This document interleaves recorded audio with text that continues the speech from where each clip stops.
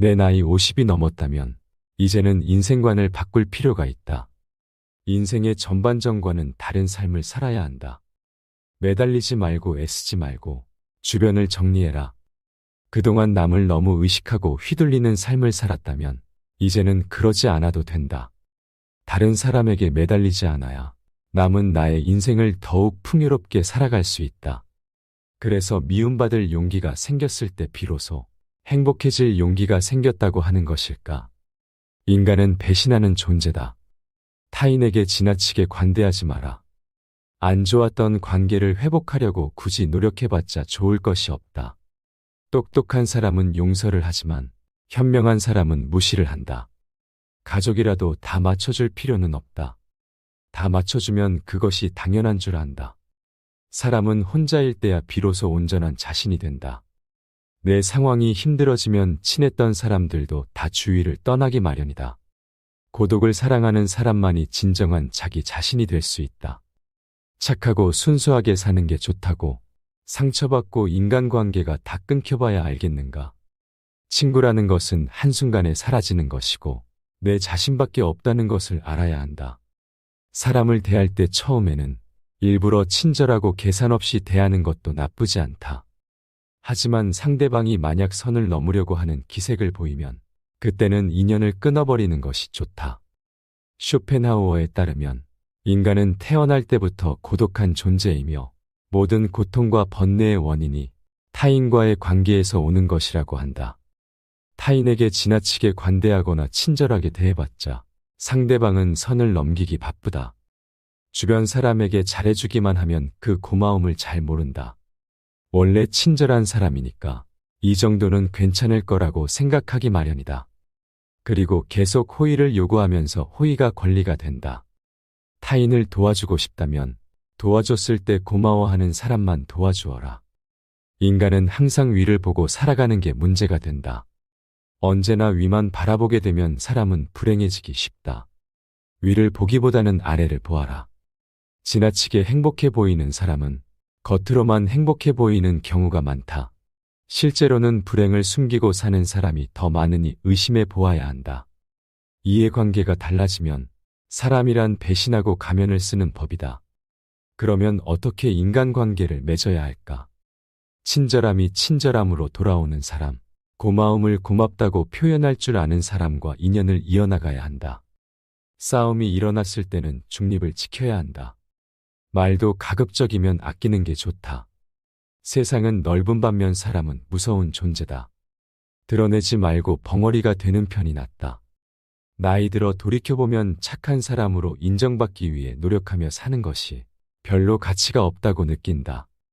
인간은 본래 이기적인 존재이며 남는 건 친구나 지인이 아니라 가족뿐이다.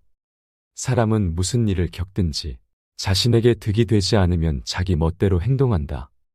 10년지기 친구라도 다를 바 없다. 인간은 자기에게 득이 되지 않으면 언제든 배신할 수 있는 존재다. 인간은 너그럽고 친절하게만 대하면 버릇이 없이 군다. 마치 어린아이와도 같다. 사람을 대할 때 너무 친절하거나 관대하게 대하지 마라. 특히나 천박한 성격을 가진 사람은 조심해야 한다. 천박한 사람은 자기와 본성이 다른 사람을 보면 시기하고 질투하고 끌어내리려 한다. 인간관계를 맺을 때는 적당히 관계를 유지할 수 있을 정도로만 잘해주어라. 그렇게 가까운 관계가 아니라면 굳이 지나치게 잘해주거나 친절하게 대할 필요는 없다. 관계도 적당한 선을 유지하는 것이 좋다. 인간은 자연스럽게 필요하면 인연이 되기도 하고 인맥이란 것은 있다가도 없어지는 것이다. 너무 과한 친절을 베풀지 않는 게 자신에게 좋다. 계속된 호의를 베풀면 타인은 그것이 당연한 줄 알고 별일 아닌 일에도 크게 화내고 실망하게 된다. 그렇다면 인간관계를 잘하기 위한 방법은 무엇이 있을까? 가장 쉬운 방법은 바로 이것이다. 자신의 일을 열심히 하면 위나 아래로나 존중받을 수 있다. 아랫사람은 당신을 따를 것이고 윗사람은 오히려 당신의 눈치를 보게 될 것이다. 자신의 일에 충실한 사람이라면 타인은 함부로 말하거나 실수하지 않는다. 사람의 본성은 절대 쉽게 변하지 않는다. 지나치게 관대하고 친절하면 상대방은 무례해진다. 인간은 자신을 찬양하는 사람보다 자신을 경멸하는 사람에게 더 신경을 쓴다. 사람의 감정은 매 순간 바뀐다. 오늘 내가 열정적으로 좋아했던 것도 내일이면 시들해질 수 있다. 이것은 사소하게는 물건에서부터 복잡한 인간관계에 이르기까지 모두가 그렇다. 우리는 어릴 적 성공하기 위해 상대방에게 잘해야 하고 사이좋게 지내라고 배웠다. 그래서 우리는 나의 성향과는 완전히 반대인 사람마저도 내가 맞춰야 한다고 생각해 너무 애를 쓰며 살아왔다.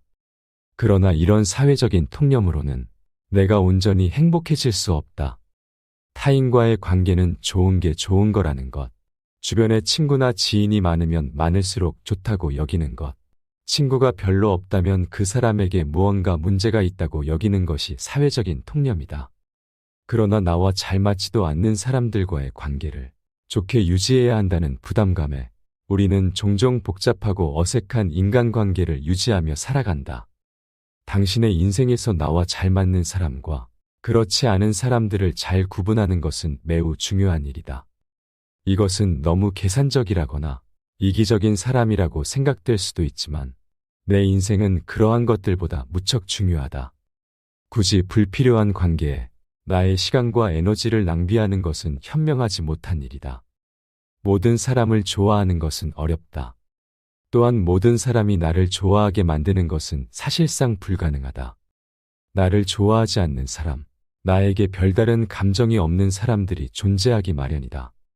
그 사람이 왜 나를 좋아하지 않지, 나에게 왜 관심이 없지를 너무 심각하게 고민하기 전에 그 사람이 내 인생에 얼마나 중요한 사람인지를 먼저 생각해보는 것이 현명하다. 우리는 사회적인 동물이다. 이 말은 인간이 공동체 안에서 살아가며 다른 사람들과의 관계 속에서 존재의 의미를 찾아야 한다는 것을 의미한다. 그러나 현대사회에서 모든 인간관계를 잘 유지해야 한다는 부담감은 많은 이들을 괴롭히는 원인이 되기도 한다. 이런 부담감은 항상 긍정적이고 사람들과의 관계를 완벽하게 유지하는 것이 최선이라는 오해에서 비롯된다. 완벽주의는 자신이나 타인에게 높은 기준을 설정하고 그 기준을 달성하지 못하면 불만족을 느끼는 성향을 말한다. 완벽주의는 우울증, 불안장애, 스트레스 등 다양한 정신건강 문제의 원인이 될 수 있다. 이러한 완벽주의 원인 중 하나로 사회적 비교가 있다. 우리는 다른 사람들과 자신을 비교하며 그 비교 결과에 따라 자신의 가치를 평가하기 쉽다. 이런 비교는 주변 사람들과의 관계를 잘 맺어야 한다는 압박감으로 이어질 수 있다. 또한 이런 성향은 과도하게 주변 환경의 위험 요소를 살피려는 경향을 가지고 있다. 이러한 경향 때문에 사소한 대인관계의 문제나 오해로 크게 고통받게 된다. 그렇다면 모든 인간관계를 완벽하게 유지하는 것이 필요할까? 결론부터 말하자면 그렇지 않다. 우리의 삶에는 수많은 사람들이 들어와 관계를 맺고 그 관계는 계속해서 변화한다. 중요한 것은 모든 관계를 유지하는 것이 아니라 자신의 정신건강과 가치를 존중하며 균형 잡힌 관계를 추구하는 것이다. 결국 모든 인간관계를 완벽하게 유지하려는 압박감은 우리의 삶과 건강에 부정적인 영향을 미칠 수 있다. 자신의 내면을 들여다보며 그 안에서 진정한 가치와 평화를 찾는 것이 중요하다. 관계의 완벽보다는 관계의 균형을 추구해야 한다. 긍정적이고 유쾌한 사람은 행복하다. 내면에 지니고 있는 모든 자산 중에서 가장 직접적으로 우리를 행복하게 해주는 것은 긍정적이고 유쾌한 마음이다. 긍정적이고 유쾌한 마음은 즉각적으로 보답을 해주기 때문이다. 그것은 다른 어떤 것으로도 대체할 수 없는 것이다. 그래서 어떤 사람이 행복한지 아닌지 판단하려면 그가 긍정적이고 유쾌한지를 알아보아야 한다. 긍정적이고 유쾌한 사람이라면 젊은 사람이든 늙은 사람이든 몸이 반듯하든 굽었든 가난하든 부자든 아무래도 상관이 없다. 그는 행복한 사람이다. 긍정적이고 유쾌한 마음이 찾아오면 언제든 환영하며 문을 열어주어라. 긍정의 마음과 유쾌함이 마음에 찾아오면 언제라도 문을 활짝 열어주어야 한다. 긍정적이고 유쾌한 마음은 잘못된 상황에서 찾아오는 법이 결코 없기 때문이다. 사람들은 만족할 만한 이유가 있는지 없는지를 따져보면서 긍정성과 유쾌함을 받아들이는데 주저하고 만다. 또한 진지한 숙고와 중대한 걱정이 유쾌함으로 인해 방해받을까 걱정하고 두려워한다. 그러나 진지한 숙고와 중대한 걱정으로 우리 삶의 어떤 부분을 개선할 수 있을지는 미지수인데 반해 긍정성과 유쾌함은 매우 확실한 마음이며 직접적인 이득이 된다. 직접적으로 현재를 행복하게 해주는 것은 긍정적이고 유쾌한 마음밖에 없다. 건강을 희생하는 것만큼 어리석은 일은 없다. 행복의 90%는 건강에 의해 좌우된다. 건강해야만 모든 것들을 온전히 즐길 수 있다. 건강하지 못하면 그 어떠한 것도 즐길 수 없다. 정신적 특성이나 감정, 기질과 같은 내면적 자산조차도 병약함으로 위축되고 기가 꺾인다. 사람들을 만나면 서로 건강한지부터 묻는 것도 다 이유가 있는 법이다. 인간의 행복에서 빼놓을 수 없는 것이 바로 건강이기 때문이다. 생업이나 승진을 위해서든 학식이나 명예를 위해서든 무슨 일을 위해서든 자신의 건강을 희생하는 것만큼 어리석은 일은 없다. 건강이 있은 후에 모든 것도 있을 수 있다. 건강한 거지가 병든 왕보다 더 행복하다. 건강은 외적인 그 어떤 것보다 훨씬 중요하므로 건강한 거지가 병든 왕보다 더 행복하다고 할 수 있다. 완벽한 건강과 조화로운 신체에서 비롯되는 차분하고 낙천적인 기질, 올바른 분별력, 온건한 의지, 그리고 정의로운 양심, 이런 것은 어떠한 지위나 물질로도 대신할 수 없는 최고의 장점이다. 아는 만큼 보이는 법이다. 아무도 자신을 넘어서는 볼 수 없다. 누구나 자신의 정신 수준에 따라서만 타인을 파악하고 이해할 수 있다. 그런데 그 정신 수준이 매우 저급한 종류의 것이라면 어떤 현인이라도 그에게 영향을 미치지 못할 것이다. 그런 사람은 위대한 현인에게서 그 사람의 가장 부족한 것, 그가 지닌 모든 약점과 기질, 성격의 결함밖에 감지하지 못하기 때문에 그 사람을 그러한 인물로만 판단할 것이다. 장님에게는 색이 존재하지 않는 것처럼 자신에게는 그 사람이 지닌 좀 더 높은 정신적 재능이 존재하지 않는 것이다. 무릇 정신이란 그것을 지니지 못한 사람에게는 보이지 않는 법이다. 지식을 얻으려 할 뿐 삶을 관통하는 통찰은 얻으려 하지 않는다. 나이를 불문하고 온갖 부류의 대학생들과 대학교육을 받은 사람들은 대체로 지식을 얻으려고만 하지 통찰을 얻으려고 하지 않는다. 그들은 온갖 암석이나 식물, 전쟁이나 실험, 그리고 온갖 종류의 책에 관한 모든 지식을 얻는 것으로 명예를 얻고자 한다. 그들은 그 지식이 통찰을 얻기 위한 수단일 뿐 그 자체로는 별로 가치가 없다는 생각을 하지 못한다. 많은 것을 아는 척하는 사람들의 엄청난 박학다식함을 볼 때마다 나는 이따금 이렇게 중얼거린다. 저렇게도 읽은 책들이 많은데 생각은 왜 거기까지밖에 하지 못하는가 하는 것이다. 우리는 끝에 가서야 깨닫게 된다.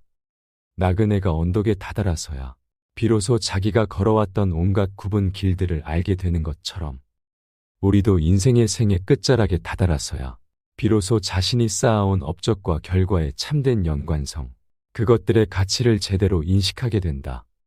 우리는 매 순간마다 지금 이 시점에 가장 옳고 적절하다고 생각되는 일을 선택하면서 살아갈 뿐이다.